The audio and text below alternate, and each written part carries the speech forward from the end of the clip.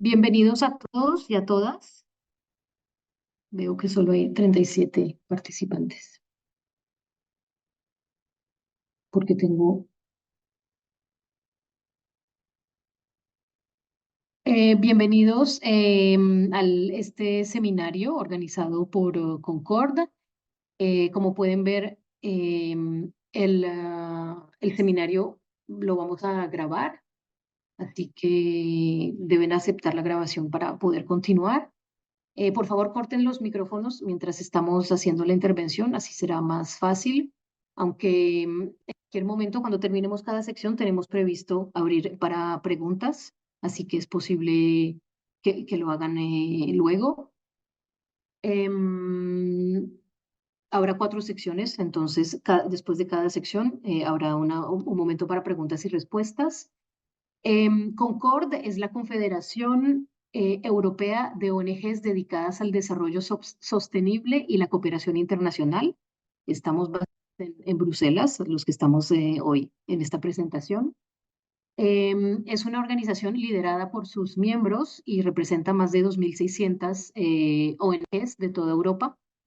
La idea, valoramos mucho compartir nuestros conocimientos e información con los miembros y los miembros de los miembros.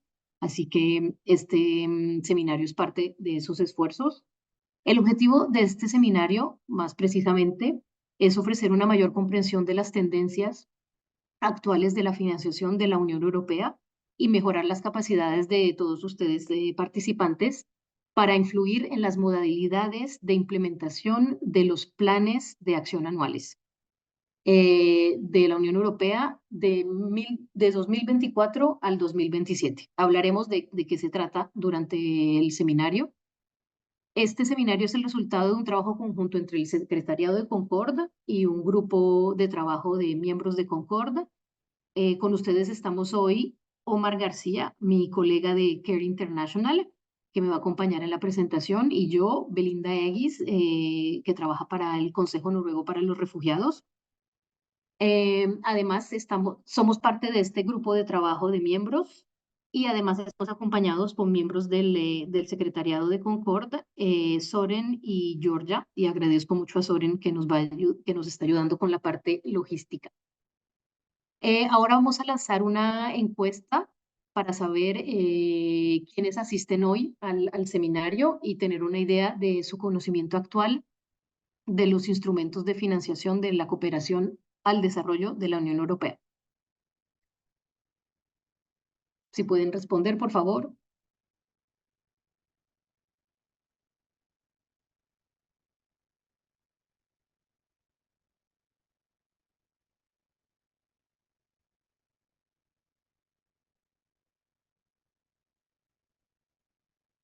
Bien. Veo que hay de todo un poco.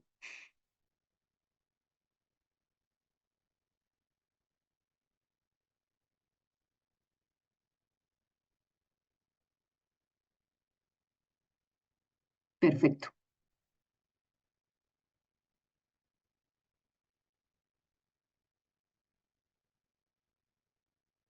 Bueno, veo que hay muchos que supongo que están aquí también porque los veo, los que no tienen acceso a los fondos, los que respondieron no, esperamos que este seminario sirva para que esto sea posible.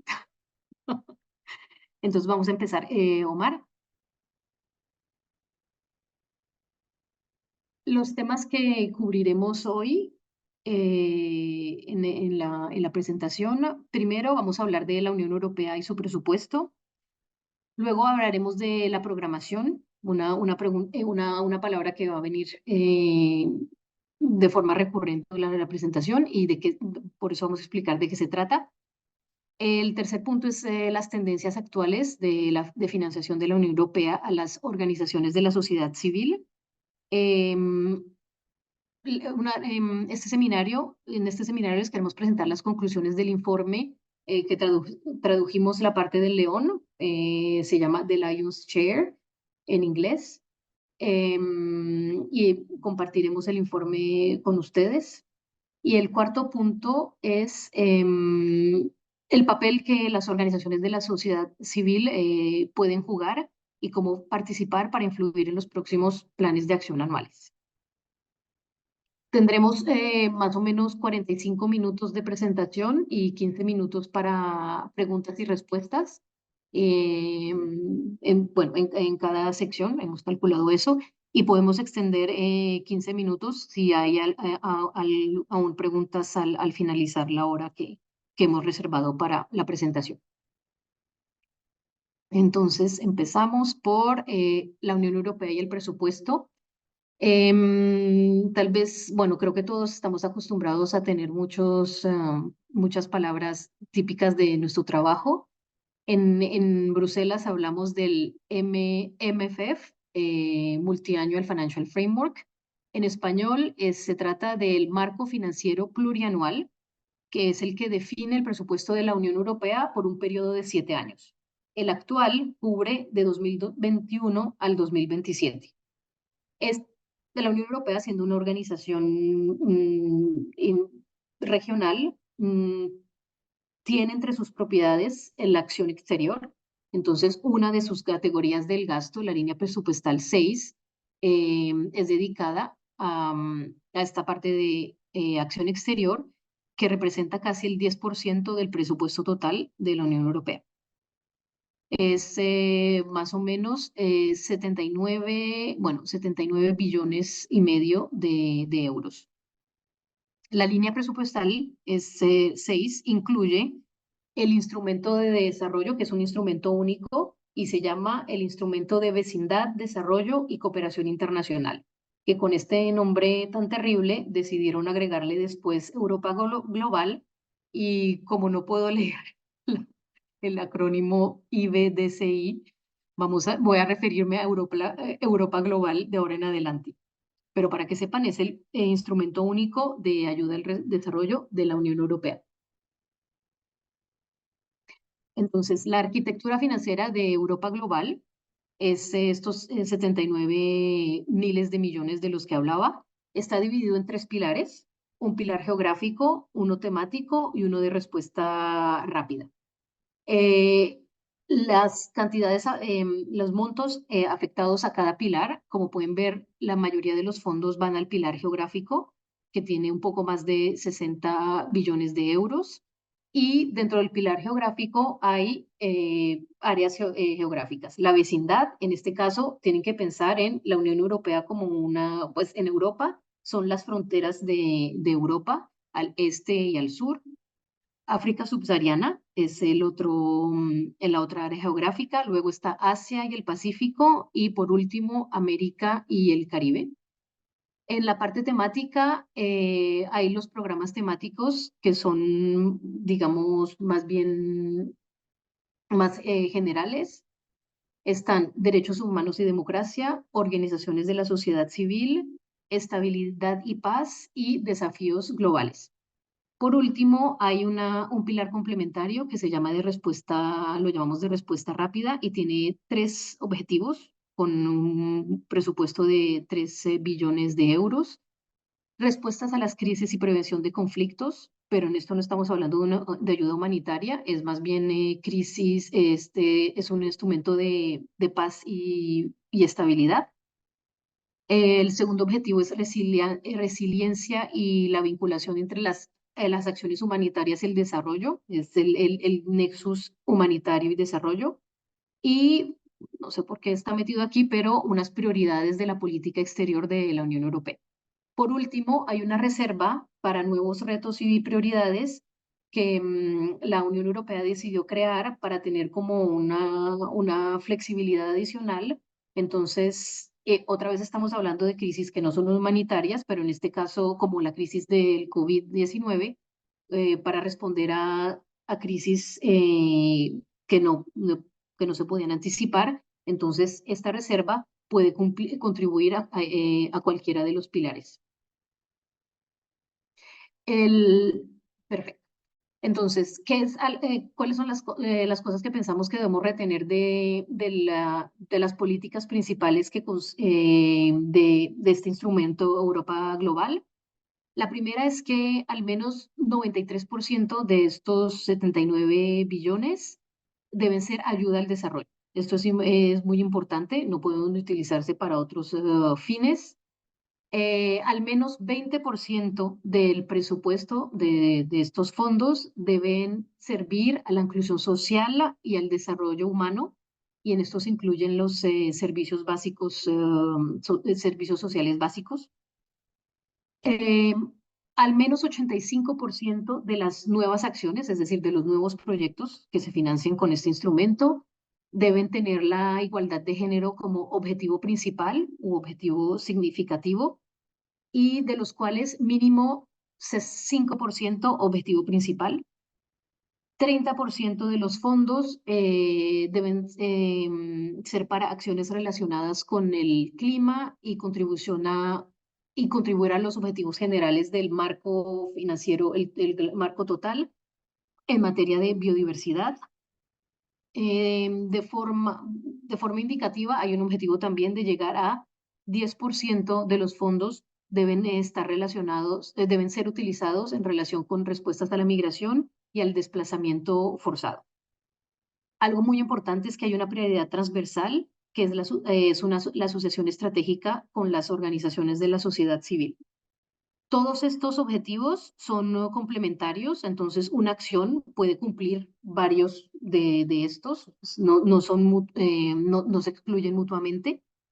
Deben cumplirse durante todo el periodo del 2021 al 2027, entonces se va acumulando año por año. Y esta parte de esta asociación estratégica con las organizaciones de la sociedad civil es muy importante para nosotras porque permite, le da un rol particular a las OSC, y a través de ello la Unión Europea se compromete a trabajar con nosotros. Luego, la programación. Es el proceso en el que la Unión Europea, por el cual la Unión Europea traduce sus prioridades de orden político y sus compromisos como los objetivos de los que estábamos hablando con esos porcentajes de financiamiento.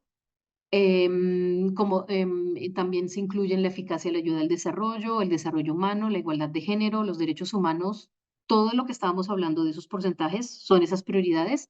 Se traducen en planes plurianuales o anuales que incluyen asignaciones presupuestarias.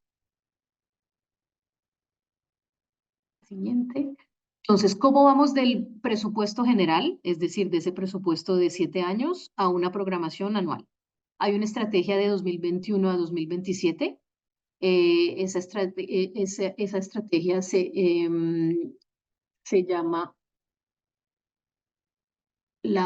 los programas indicativos plurianuales. Estoy muy acostumbrada a decirlo en inglés. Entonces, para el programa geográfico, que es el foco de esta presentación, se han adoptado estos programas del 2021 al 2024. Luego estaba prevista una revisión intermedia que está en curso en este momento y debe acabarse dentro de poco. Y esta revisión intermedia, hubo una evaluación y esta evaluación va a como influir en, no serán nuevos programas indicativos plurianuales, pero sí pueden haber ajustes o modificaciones a los que se adoptaron para el periodo 2021 al 2024. Durante todo este periodo, cada año, la Unión Europea, la Comisión en particular, toma decisiones anuales o plurianuales para ciertos programas. Entonces, cada año, a 2021-2022, hay una decisión y en estas decisiones, vamos a ver cuál es el detalle, se describe qué es lo que cuáles son las prioridades que se van a cubrir, y como ya lo mencioné antes, hay unas asignaciones de presupuesto. Esos documentos son unos documentos estratégicos que es importante, de los cuales es importante estar al tanto. Cada país tiene uno, los PIP, y cada región también tiene uno. Las regiones que mencioné, África subsahariana, cada región tiene uno. y también hay un PIB para cada programa temático. Entonces, estos nos dicen qué es lo que en realidad la Unión Europea va a financiar en cada uno de esos programas. También es importante porque en el PIB se describe cuál es el apoyo a la sociedad, qué el tipo de apoyo habrá a la sociedad civil, si la sociedad civil interviene e implementa o si la sociedad civil es consultada, de qué forma participa. Todos los PIBs que han sido aprobados se encuentran disponibles en el sitio web de INPA, de International Partnerships, que es la Dirección General de de la Comisión Europea, que maneja en gran parte los fondos de Europa Global. Sobre la base del PIB, la delegación hace esta programación anual y ahora vamos a ver qué es. Entonces, la cooperación es descentralizada, entonces son las delegaciones de la Unión Europea en cada país que sobre la base de estos PIP o PIBs realiza esta planificación anual. La delegación también está a cargo de supervisar la implementación o de realizar la implementación ella misma, convocar, lanzar convocatorias de subvenciones, hacer contratos de otro tipo, como para auditorías o visibilidad, y luego realiza el cierre y luego volvemos a empezar este ciclo anualmente. Ahora pasamos a los planes de acción anuales. Este documento es el documento que consideramos que es el más importante para el tema que vamos a tratar hoy. Los planes de acción anuales están disponibles en el sitio web de International Partnerships y Soren está compartiendo el link en el chat. El documento tiene diferentes partes es un documento estándar y siempre incluye las mismas partes. Hay un resumen, una sinopsis de lo que se trata, la lógica de la intervención, la descripción de la acción y aquí en términos acción hablamos de lo que se va a realizar en todo el año. Entonces puede haber diferentes acciones en un mismo año y de mayor importancia son las modalidades de implementación. Esto es algo que tenemos que explicar porque tal vez no todos están muy familiarizados con ello. La Unión Europea puede hacer una gestión directa, ellos mismos conservan la responsabilidad de la gestión de los fondos y eso lo hacen, por ejemplo, a través de las subvenciones concedidas a las organizaciones de la sociedad civil o puede utilizar la gestión indirecta. En este caso es cuando la Unión Europea transfiere esta responsabilidad de gestionar los fondos a una organización asociada o a una autoridad de un país asociado, por ejemplo, a un ministerio. Y esto, o en el caso de organizaciones asociadas, pueden ser las Naciones Unidas o las agencias de los Estados miembros de la Unión Europea.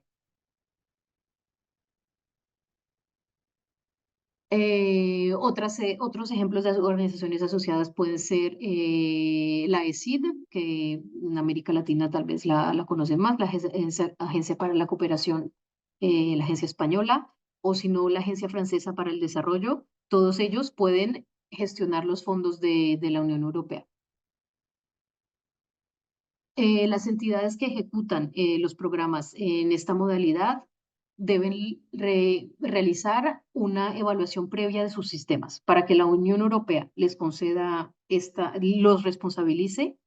Hay una evaluación de sus sistemas, de sus reglas internas, de los procedimientos, todo esto para garantizar que los fondos de la Unión Europea serán manejados de forma segura. Este proceso se llama evaluación basada en pilares, Pillar Assessment, para los que lo han oído hablar en inglés tal vez, y las ONGs no podemos acceder a esta evaluación. Estos planes de acción anuales, como lo dije, son muy importantes para nosotros, actores de la sociedad civil, para saber cómo la Unión Europea ejecuta su estrategia en los países socios y con quién. cuáles son los socios que realmente están a cargo de implementar los programas de la Unión Europea. Eh, Como lo explicaremos, y le voy a pasar la palabra a Omar, les aconsejamos hablar con las delegaciones de la Unión Europea para influir estos documentos. Omar. Sí, hay un par de preguntas, no sé si las queremos contestar Pregunta. ahora, antes de hablar de esta tercera parte del seminario.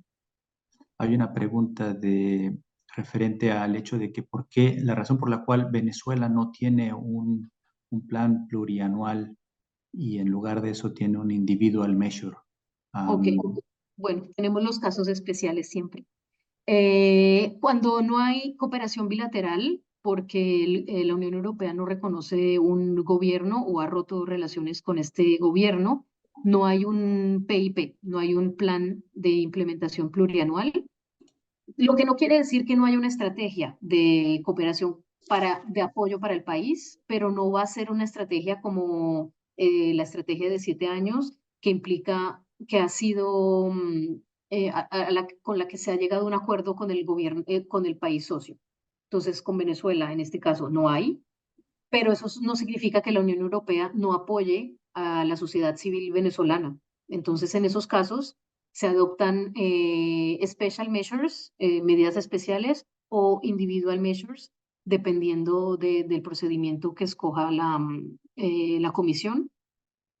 Entonces, en estos casos sí es cierto que no hay que estar en contacto con la delegación.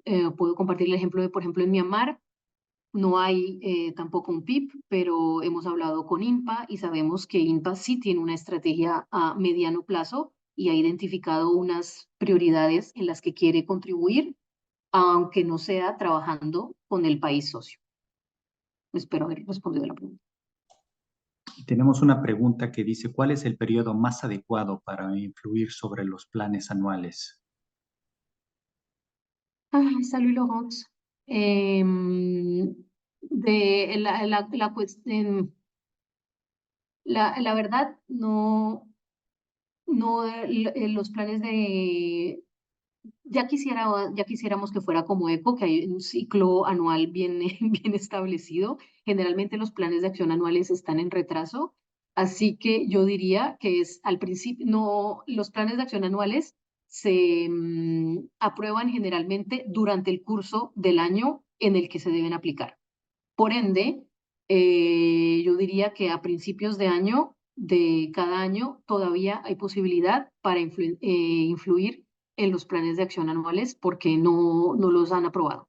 Por ejemplo, el de África subsahariana, eh, generalmente hay un retraso, pero pienso que para 2024 lo deben estar aprobando aún. Siempre hay un poco de retraso, pero una vez más hay que hablar con la delegación sobre en qué parte del procedimiento están. Yo creo que con eso no veo ninguna otra pregunta y le podemos dar seguimiento al seminario. Si las ONGs no pueden hacer un Pillar Assessment, aún sin hacer esta evaluación, ¿es posible aplicar directamente a fondos de la Unión Europea? Sí, claro. Lo que pasa es que no jugamos en las mismas, no estamos jugando en las grandes ligas como como las Naciones Unidas o las agencias de los Estados miembros. El Pillar Assessment es para esta evaluación por pilares, es para realmente que la Unión Europea, es un procedimiento simplificado en que la Unión Europea transfiere los fondos a las agencias o los asociados y luego estas agencias o asociados siguen sus propios procedimientos y solo reportan al final a la Unión Europea. En nuestro caso, la Unión Europea sí podemos aplicar y acceder, pero la Unión Europea mantiene la responsabilidad y por eso es que hay tanto procedimiento a seguir.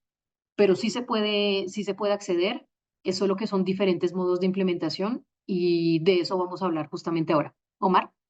Sí, muchísimas gracias y creo que es una buena transición con estas preguntas porque con estas primeras dos secciones que Belinda presentó y teniendo el presupuesto de la Unión Europea en mente, la estructura del instrumento y en teoría, ¿cuál es el proceso que la Unión Europea sigue y las delegaciones siguen para hacer la programación y la planificación de los fondos? Es que Concord produjo este reporte sobre cómo es que se están implementando los programas geográficos dentro de esta estructura de Europa global. Y quisiéramos dedicarle un minutito simplemente a hablar de las razones de fondo por las cuales se produjo este reporte, ah, con el único objetivo eh, de hacer un señalamiento muy claro y muy preciso de que la Unión Europea está privilegiando y está utilizando mayoritariamente la gestión indirecta, es decir, esta definición que Belinda les dio, que está delegando su responsabilidad a estas instituciones, estas organizaciones que están evaluadas dentro de sus pilares. Y este minuto que les queremos dedicar a los antecedentes para que sepan en la realidad, en la praxis, en la práctica, cómo se está dando esta implementación y del proceso y de dónde venimos. Antes de que se estableciera el instrumento, nos llevamos varios meses, quizás años, de un diálogo bastante intenso a distintos niveles, tanto con las delegaciones como nosotros aquí en Bruselas. Algunos diálogos muy buenos, muy bien estructurados, donde las organizaciones pudieron tener una participación significativa. Por otro lado, malos ejemplos, malas consultas. Lo mismo pasó en Bruselas. Y cuando se logra tener una regulación y esta estructura que Belinda les presentó, empezó digamos, la implementación del instrumento en un contexto de pandemia del COVID-19.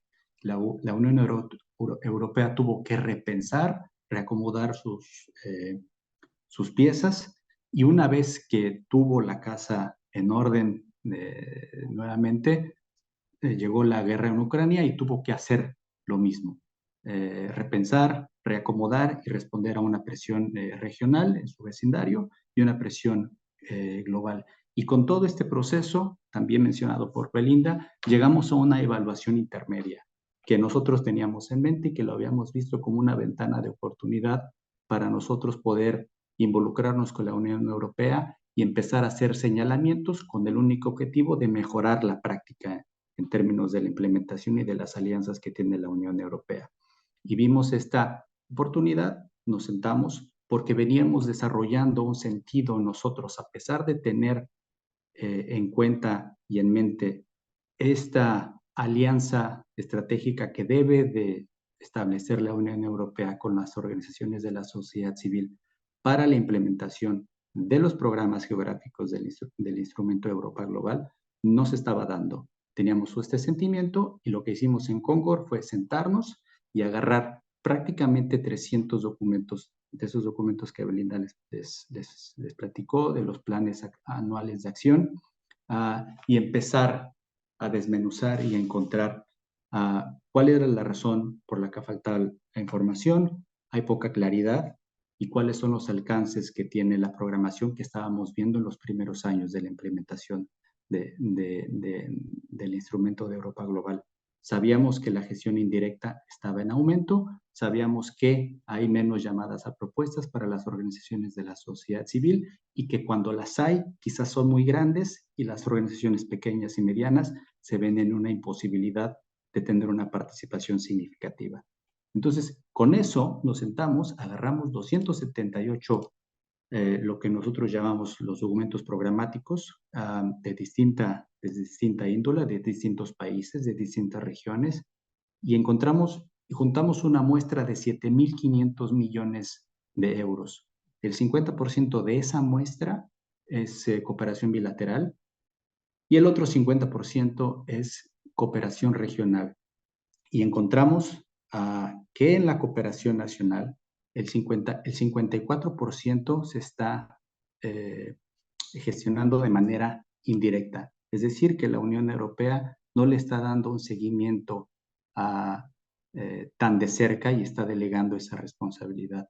Cuando se trata de los fondos regionales, ese porcentaje se va al 65%, lo cual a este nivel ya estábamos nosotros encontrando que este sentimiento que veníamos desarrollando desde hace varios años no era ninguna ocurrencia y que le estábamos encontrando que efectivamente hay una tendencia en privilegiar una modalidad de fondos que es la gestión indirecta para la implementación de, um, del instrumento de Europa Global. Si nos regresamos a la cooperación bilateral, el country level, vamos a encontrar que de ese universo, del 50% de los 7,500, el 18% también se lo están dedicando al apoyo presupuestal. Este dinero que llega directamente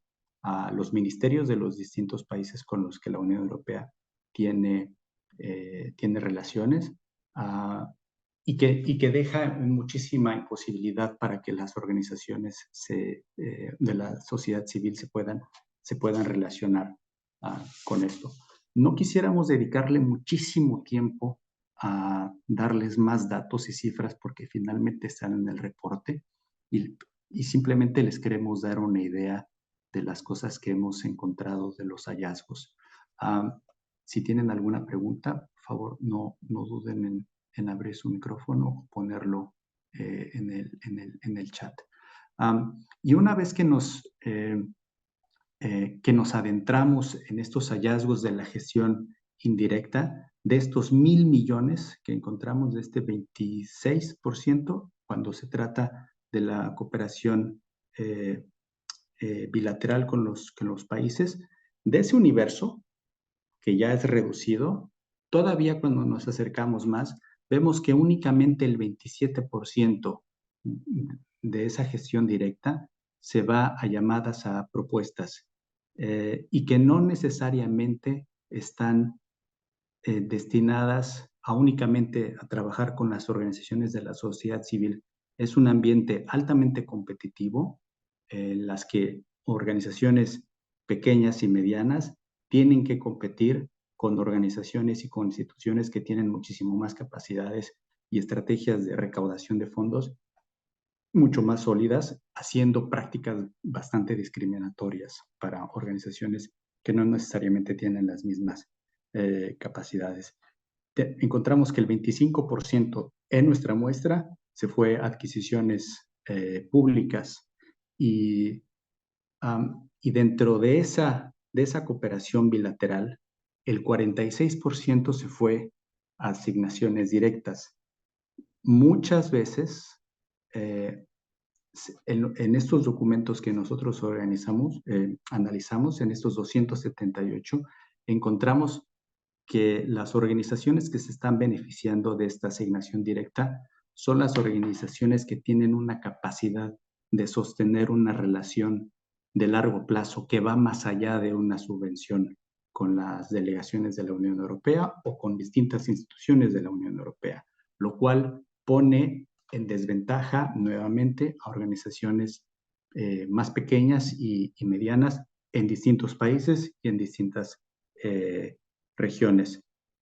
Cuando nos enfocamos en los fondos regionales y hacemos el mismo ejercicio, si bien la práctica cambia, no así las implicaciones. Vemos que el 47% en nuestra muestra se fueron a llamadas a propuestas, pero muchas veces estas propuestas son demasiadamente grandes como para que la participación de una organización pequeña o mediana se pueda dar de manera significativa.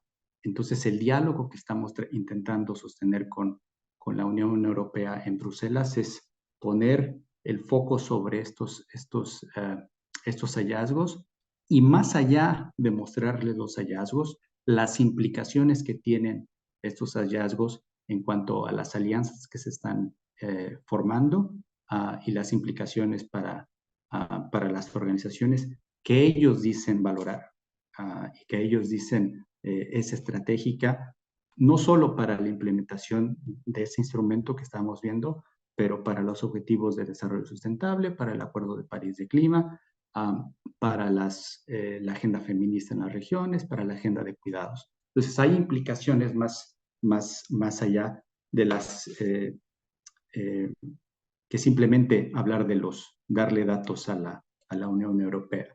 Y es ahí donde nosotros le dedicamos un poquito más de tiempo basados en estos hallazgos. Quisiéramos hablar qué hay más allá de los números y de que la confirmación de que el 60% de los fondos en el instrumento se están asignando, se están gestionando indirectamente, ya sea con Naciones Unidas o con las agencias de cooperación de los Estados miembros. Y queremos hablar de las razones por las cuales es el caso. Claramente hay una dependencia de la Unión Europea en las agencias de Naciones Unidas, pero es una dependencia que también ellos han fomentado. Hay acuerdos, por supuesto, políticos que se deben de honrar entre la Unión Europea y Naciones Unidas, pero también hay una falta de capacidad financiera y humana en las delegaciones para que estén constantemente lanzando llamadas a convocatorias que tengan por objetivo trabajar directamente con las organizaciones de la sociedad civil pequeñas y medianas. Y en esos documentos, planes de acción anual que encontramos en los que la Unión Europea delega, en la minoría, alrededor de 20, 27 documentos de ese universo de casi 300, encontramos instrucciones claras en los que la Unión Europea les pide a estas entidades que están evaluadas por pilares que trabajen directamente con las organizaciones de la sociedad civil, dejando a estas entidades bastante sueltas. Es un modelo bastante laxo en comparación al nivel y al escrutinio que a las organizaciones de la sociedad civil o a las ONGs nos someten con muchísimo menos dinero, con mayor calidad, y sin embargo el nivel de exigencia con otras entidades que tienen mucho más dinero, que son menos eficientes, se benefician de un esquema muchísimo más flexible y laxo en ese sentido. Acordamos que antes de pasar a otra sección íbamos a contestar un par de preguntas. Veo que aquí hay dos. ¿Consideran viable poder influenciar en los criterios de selección de donantes como INPA o ECO? Y la segunda, gracias por tu atención. Sí, la verdad es que de eso queremos hablarles en esta última parte, de cuál es el rol y cuál es el papel. Si nos ceñimos a a la regulación del instrumento en el que las organizaciones de la sociedad civil deben de tener un papel, es que nosotros también sabemos que si bien las organizaciones tienen un papel fundamental que está en la regulación y que también son acuerdos políticos de otra índole, pero acuerdos también tan válidos como los otros, no necesariamente todas las organizaciones tienen conocimiento de cómo se organiza una delegación de la Unión Europea o cómo se gestiona la relación de la Unión Europea. Por supuesto, muchísimos de ustedes ya lo saben, muchísimos de ustedes, y si nos vemos en la encuesta al principio, saben cómo se gestiona, tienen relaciones contractuales con la Unión Europea, pero aquellos que no han tenido alguna subvención de la Unión Europea o que están empezando a considerar establecer una relación con la delegación, es que quisiéramos presentarles esta estructura que generalmente es esta. Por supuesto que esa es una estructura bastante genérica, pero que generalmente responde a esta, que se asemeja a esta estructura, donde hasta arriba tenemos al embajador, que es el representante de la Unión Europea ante el gobierno de los países socios, y después tenemos las distintas secciones, que incluye la sección de cooperación, donde tenemos al jefe de cooperación, que es un punto importante para nosotros, es una de las prioridades, estar en contacto con con la persona que ostente esa cartera, el jefe o jefa de cooperación, porque será la persona que podrá estar más al tanto de toda esta dinámica de planificación, de programación, de tiempos, y cómo esos tiempos también responden a un contexto nacional. Y de ahí salen las distintas áreas temáticas que ustedes pueden abordar. Si ustedes vienen de una organización que está enfocada en dietas saludables, la gestión sustentable del suelo, seguridad alimentaria, desarrollo social, es en la sección de cooperación donde estarán las personas más indicadas, que les podrán informar cuál es cuál es el tiempo, que también fue una pregunta en el seminario, en qué momento se pueden estar influenciando y poder involucrarse en estos procesos eh, de planificación de los fondos y de las estrategias de la Unión Europea en los distintos países. De tal suerte que la razón por las cuales presentamos esto es porque creemos que establecer estos vínculos y estas relaciones nos ayuda a conocer mejor los puntos de entrada y cómo podemos quizás incrementar las posibilidades de no solo de influir y de tener un lugar en la mesa de diálogo, y eventualmente que eso se pueda traducir a fondos de cooperación de la Unión Europea. Hay un par de preguntas. ¿Hay ONGs que se benefician de Direct Awards? Sí, sí los hay.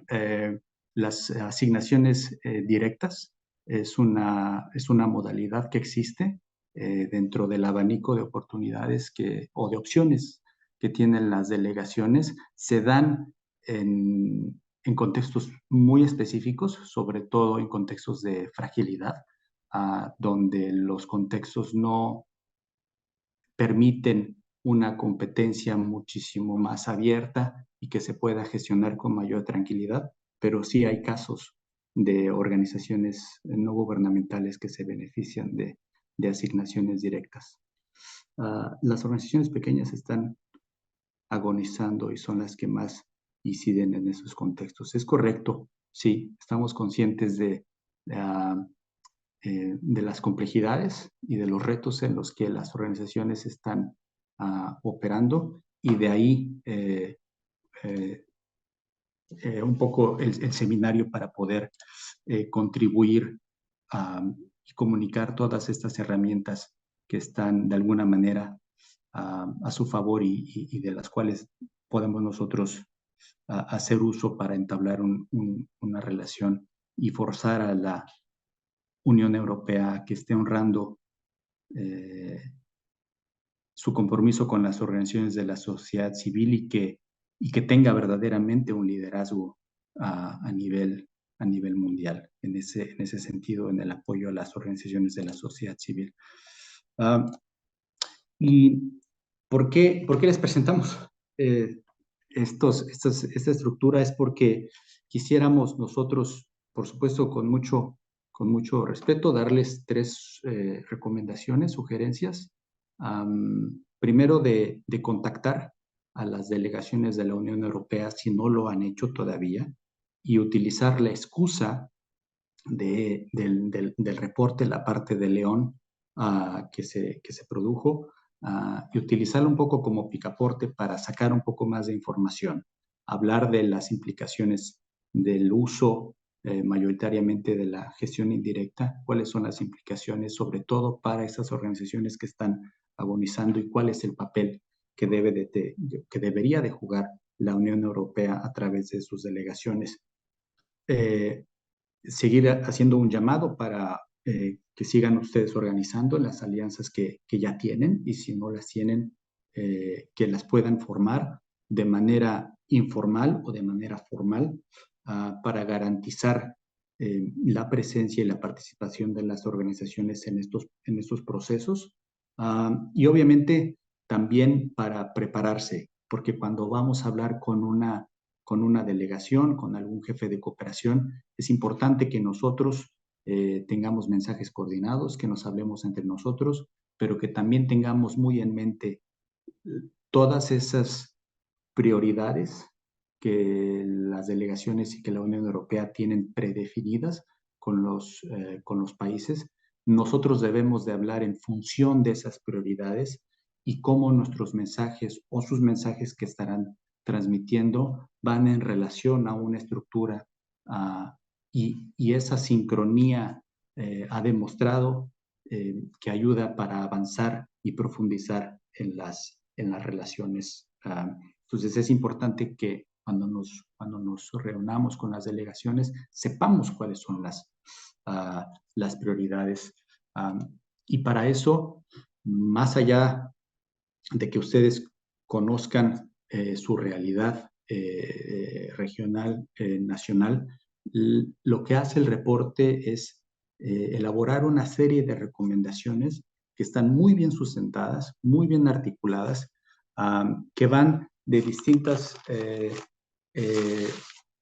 que abarcan un espectro muy, muy, muy amplio, que van desde un llamado a, a, a encontrar un balance entre la gestión directa e indirecta, sabiendo que hay más allá de una batalla legal, más allá de que la regulación del instrumento nos diga que las organizaciones de la sociedad civil se deben de beneficiar mayoritariamente de los programas geográficos, sabemos que también hay una batalla política, y, y el reporte lo que hace es, tomando en cuenta que hay un contexto político y que la gestión indirecta también responde a ese contexto político, estamos llamando a la Unión Europea a que instruya a esas organizaciones que se están beneficiando de manera indirecta, para que dé instrucciones muchísimo más claras, para que trabajen con organizaciones de la sociedad